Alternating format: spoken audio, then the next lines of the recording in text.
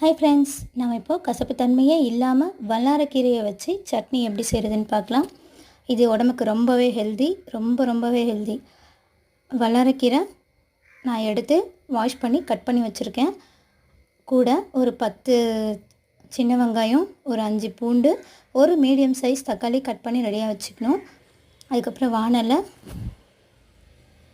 2 table spoon உளுத்தம்பருப்பு, 2 table spoon கடலைப்பருப்பு, அப்புறமா இந்த சின்ன வெங்காயம் போட்டு நல்லா வதக்கி எடுத்துக்கணும். வதக்கி எடுத்துகிட்டு கூடவே அந்த தக்காளியும் போட்டு நல்லா வதக்கிடணும்.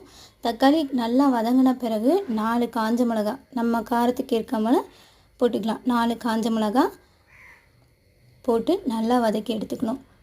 இப்போ பாருங்கள், அந்த வல்லாரக்கீரையும் நல்லா சுருண்டு வந்துருச்சு. இந்த டைமில் கொஞ்சமாக ஒரு கைப்பிடி அளவு தேங்காய் அதையும் போட்டு ஒரு கலந்து விட்டுக்கலாம். தேவையான அளவு உப்பு கொஞ்சம் போட்டு நல்லா கலந்து விட்டுட்டு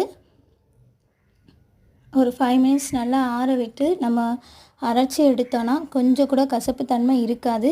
சூப்பராக டேஸ்ட்டாக இருக்கும் வல்லாரக்கீரை சட்னி. ட்ரை பண்ணி பார்த்துட்டு கமெண்ட் பண்ணுங்கள். தேங்க்யூ ஃபார் வாட்சிங்.